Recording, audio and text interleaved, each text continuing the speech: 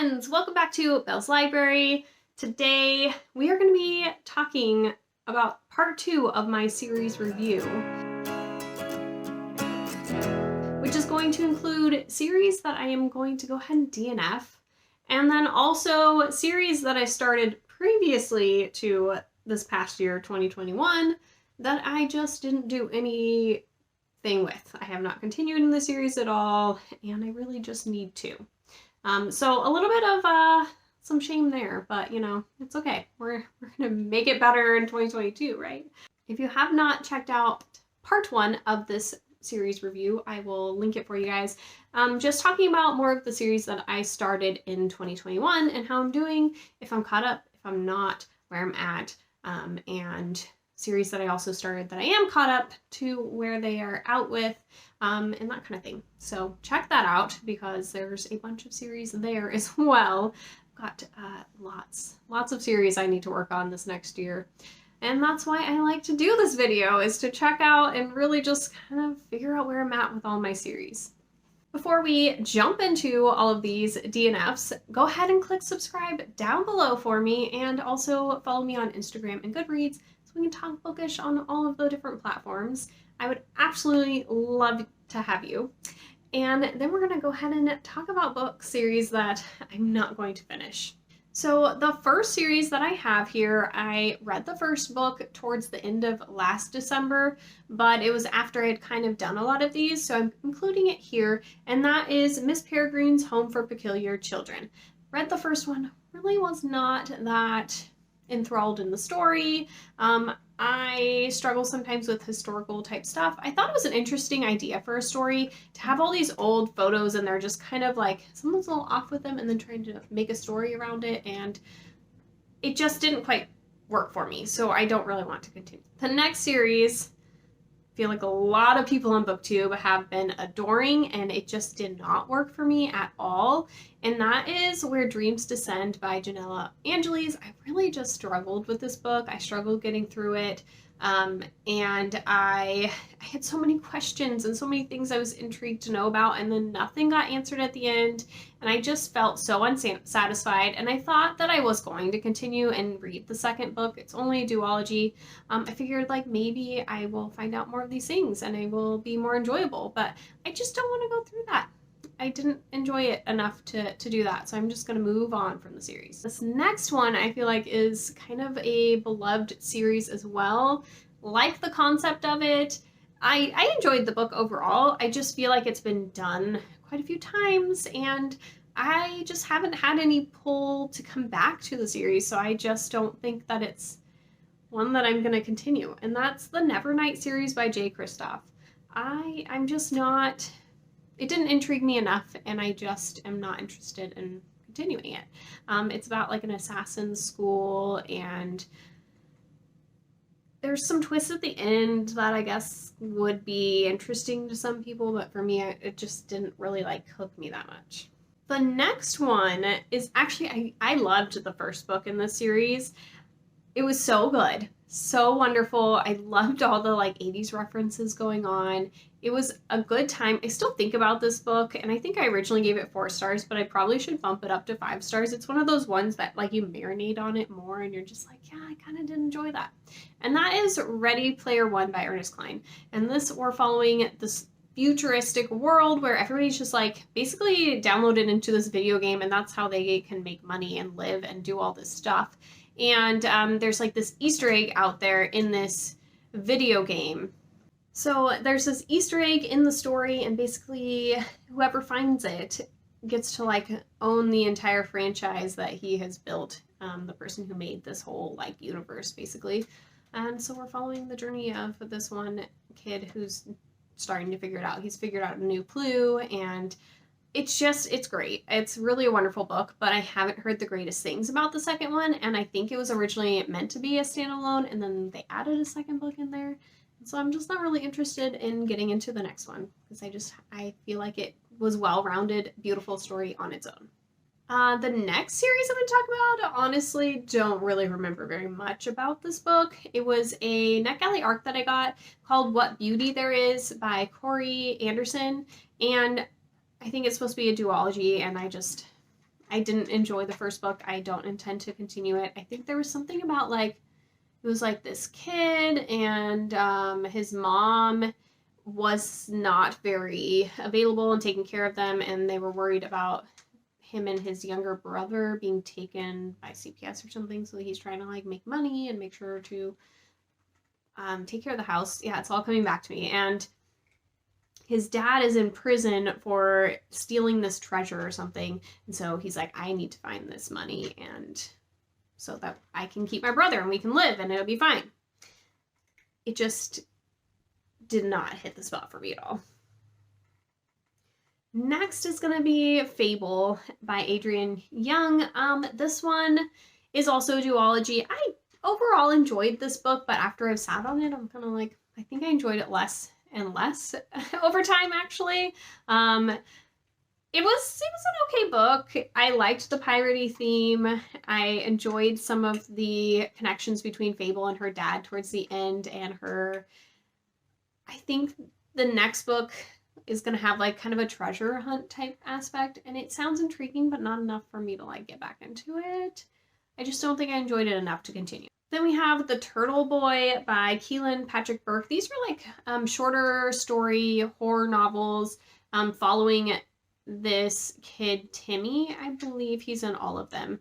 And then I read the first one, but I think it's just like stuff that happens in his town or something. I'm not totally sure what happens in the next ones or whatever, but there's quite a few in this series, and I mean, the first one was okay. It's just not something that I'm like dying to get back into, so probably just gonna move on from this one. Then we have a young adult mystery series, A Study in Charlotte by Brittany Cavallero. And this one, I enjoyed the story for the most part. Again, it just not enough to really continue. I am happy to have just read the first one. We have kind of a Sherlock Holmes retelling, except for it's like Sherlock and Watson's grandkids teaming up to solve a mystery on the campus of their like what's it called, their campus where they go to school, and they're kind of getting blamed for it and stuff, and they're trying to figure out what actually happened. And it was okay. I was more into it in the beginning, and then it just kind of got a little lost and bored. So I just don't think I'm going to continue. It wasn't exciting enough for me to want to. My husband came in and he like wiggled my camera. Now I feel like it's like just not quite in the right spot. I'm trying to get it there. Okay, so let's continue. We have the Ice Cream Man graphic novel series. I can't remember the author's name. I will make sure to pop it on here for you guys. The first one was okay. It could be interesting, but it tried to like put all these different little short stories and entangle this weird ice cream man in there, and I felt like we just didn't learn enough about what was going on with this ice cream man and his motives, and it was kind of just odd. But I did like the art style quite a bit. But I mean, who knows? I might end up picking one of these up in the future, but it's not going to be like something I'm planning to do. And then I did start the Virgin River series because I was curious as to how it connected to the TV show, which I love. And these are by Robin Carr. There's like, I don't know, 12, 13 books in the series or something. And to be quite honest, I like the TV show more. So I'm probably just going to continue with the TV show. And I don't really feel like I want to continue the series when it comes to books. And the last series that I have on my DNF list is the Divergent series. I read this years ago, but I never finished the last book, and I've been like, I should really go back and just finish it up. I was enjoying it when I was reading it, but now I just think it's long past and there's a million other books that I'd rather read, and I'm kind of not feeling dystopian books. It's not something that I feel like I was very into it for a while when I was younger, and now I'm just kind of like, meh. So I think we're just going to move on from that series as well. And that's all the books or the series that I'm going to be DNFing. Let me know if there's some series that you guys are also thinking about DNFing, or what you think of the ones that I'm deciding to DNF. Are there some that you feel like I should continue? And let's go ahead and just talk briefly about, oh my, more on here than I probably should have, but some series that I started prior to this past year that I did not work on at all in the year of 2021 that I probably should have. before I started all of the other book series that I talked about in the last round of this. So the first one, I'm actually really surprised and bummed that I did not continue the series this year, and that's the Heartstopper series. I've read the first 2 volumes, and there's 2 more volumes out, and there's another one coming out next year, and I just need to like read those because I love them. They've both been 5 stars. They are wonderful graphic novels, and I just want more of Nick and Charlie and their relationship and them falling in love, and I just, soft spot in my heart. I need to finish these. Also, this one actually technically probably should have gone elsewhere. Anyways, the Simple Wild series. So I am caught up to this point, but there's a new book coming out in January, and I am so excited. It's another of the side characters. I can't wait. I have loved this series. We have the Simple Wild, Wild at Heart, and the holiday one, which I can't think of the name of right now. It's like a shorter one, but it's like holiday based around Christmas time with our characters, and they're just, I love these. It's like really sweet Alaskan romance, and we've got a little bit of like Grump and Sunshine, Hate to Love. We also have other like underlying family plots and stuff that kind of play into this.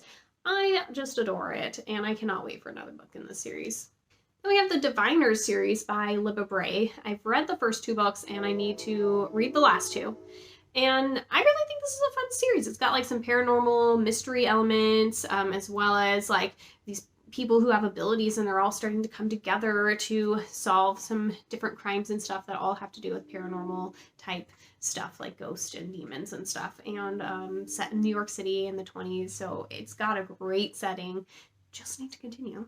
The Ember and the Ashes series. So I've got some series that I like have loved, and I will read the first books until that last one, and it's usually like a 4th book, sometimes a 3rd book, where we've got a trilogy or quartet, and for whatever reason, just that last book I take forever to read, like years to read, and I seem to be doing this with An Ember in the Ashes. I loved the series. First 3 books, done. Last book I've tried to pick up several times. It went on to multiple TBRs this past year. I just won't pick it up. I don't know what my problem is. And then we also have the Red Queen series in this as well. I've read the first 3 books even before An Ember in the Ashes, and then just dropped off. And I will read like 50 to 100 pages of the 4th book, and then just like, I'm not feeling this right now. I'm gonna come back to it. Warstorm is on my TBR this month though, so definitely gonna try and finish that one up. And I'm really excited. I think it's been enough years to where I'm like, yes, let's get back into this. Apparently it needs to be years before I do.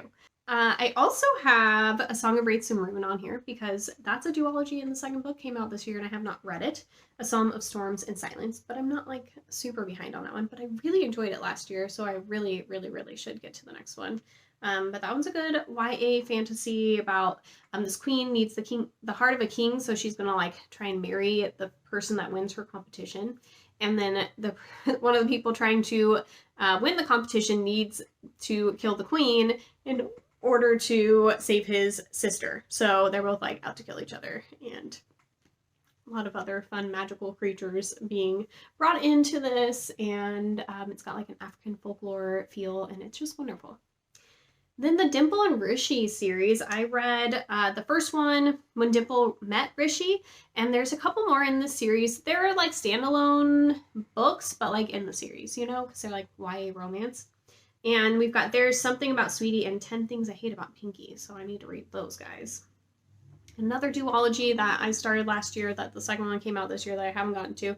It's a sci-fi one. It's Goddess in the Machine. I really liked this one. We're like following this girl. She is woken up from a cryogenic sleep, and it's like 1,000 years later or something, but it was only supposed to be like 100 years later, and she's like on this strange planet. Everybody's calling her goddess. She's like, what is happening? So need to read Devil in the Device. And then another duology also that I read last year is Incendiary, and I need to get to Illusionary, and this one's like about a revolution of all of these witches, and they're being oppressed and they're trying to come back. And this girl, like, she's like a double agent. She goes back into the castle where she used to be kind of kept prisoner in a certain way, psychological prisoner, and she has to return in order to kind of feed information out to the resistance. This next one also technically the second book hasn't come out yet, so probably should have been on a different list, but that's okay. I guess they just kind of got mixed in here because I didn't work on them in 2021. So the last video was things that I actually did start last year. So this one is Witchy. It's a graphic novel that I read last year, or not last, 2020. And they are finally coming out with volume 2. I didn't know if there was going to be one. Like, there was just like no real talk of it. And I was like, what the heck? We left on like a cliffhanger and I would like to have more. So it's actually happening in February. I'm very excited to see how that comes out. And we're following like this girl, and basically in her world, the length of your hair shows how much magical power you have. She has very long hair, but also if you have too long of hair, people consider you a threat.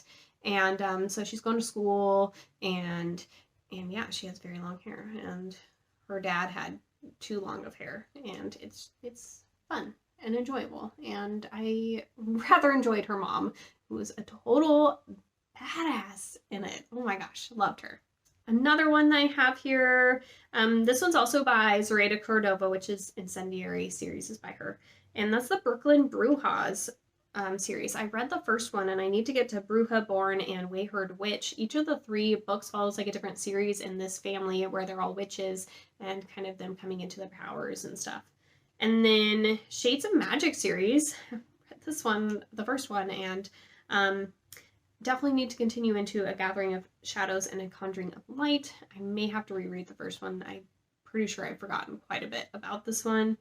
And the Underdog series, read this first book like a long time ago, but luckily the books are kind of standalones. They're just by basically the 3 different roommates have each their own story. This is by Kate Stewart, so I haven't done the guy on the left or the guy in the middle, but I have read the guy on the right. And I rather enjoyed this new adult romance. I thought it was really fun. It's yeah, following these 3 guys who are all roommates and their different romances. And the first one, he's like a kind of a more geeky, dorky guy, and I really enjoyed it. I thought it was really cute. And then we got 2, oh no, I'm sorry, last one. Here's the last series we were going to talk about, and that is the Lunar Chronicles by Marissa Meyer. I really enjoy her work. I've read quite a few of her books now.